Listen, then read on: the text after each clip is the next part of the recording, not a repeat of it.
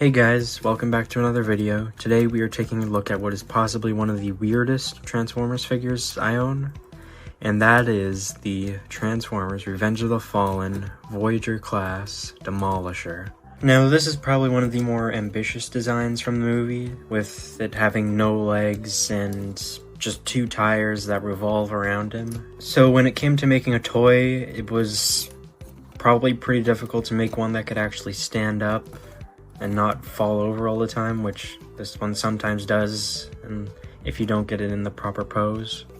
Yeah, if you try to do anything with this figure, you know, put out the arms, it's just gonna fall over. So you pretty much need to have it in a position where the arms are holding him down. And there's no real port for a stand on him anywhere, so you can't really use the stand on him too easily. So yeah, he's just kind of a big old wheel. Now, this figure does have some pretty cool things, like these parts in here. They spin when you bend the elbows, which I think was pretty cool. It was part of the Mecha Live gimmick that they had back in the day, where all the old movie figures would have parts that just move around when you moved different limbs. And it was a pretty cool gimmick, and I do hope they somehow find a way to bring it back, although I don't see them ever bringing something like this back. I think one of the weirdest things about this figure's articulation is with these arms, because one of them moves normally, you know, on a ratchet. Oh, it's okay. And then this one, for some reason, also moves the head with it. Yeah, I'm not sure why it does that, but it is a bit annoying when messing with this thing. Now, for a comparison, here he is with the Transformers Hunt for the Decepticons Payload, which was also released around the same time, and it's also a old Constructicon figure. And I will be making a video on this one since he is actually pretty solid. Here he is next to the original Revenge of the Fallen Voyager class, The Fallen, which I do think this one is also a pretty good figure, and except for the feet are pretty annoying. But yeah, I will be making a video on this guy too. And here he is next to the Studio Series Leader class version of him, and yeah, this Leader class Studio Series one is definitely better in every way. It actually combines into a Devastator.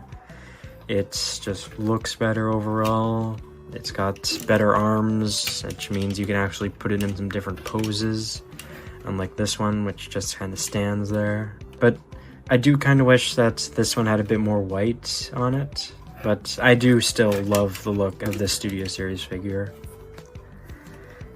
So yeah, that should be it for the robot mode. It's an old movie toy, so it's mostly just going to be made for being played with, not really a display thing, so you can't really get into many poses. You're just meant to, you know, like, crash it into other figures. But I do think it's a pretty charming, pretty fun, and I do like the both spinning wheels on this one, which is weird since the Studio Series one doesn't actually have two spinning wheels. It's just the bottom one that spins on the Studio Series one. But yeah, this should be it for the robot mode. Now let's transform this.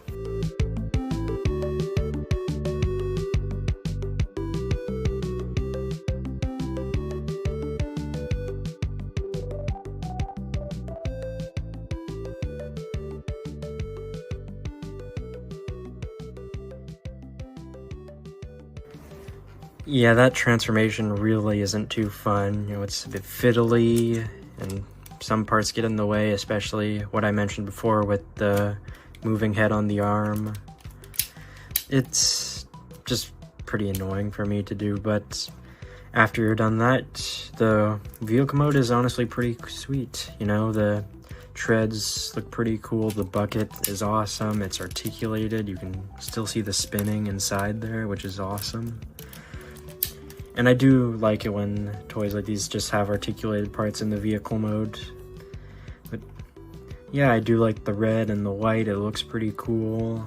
It does get a bit messy around the back, but it's not too bad. Yeah, I do think this is a very solid vehicle mode.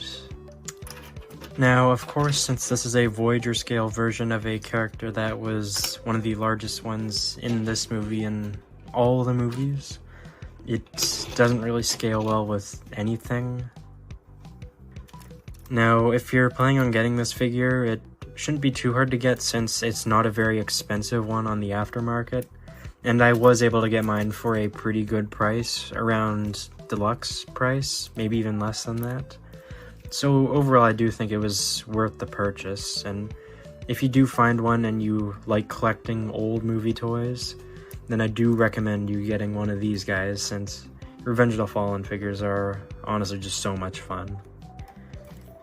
And yeah, that's pretty much all I have to say on this Revenge of the Fallen Voyager class Demolisher. I do think it was definitely aged a lot, you know, some of the plastic starting to bend, and the rubber, some of the plastic melts onto it, and that's definitely not a good sign.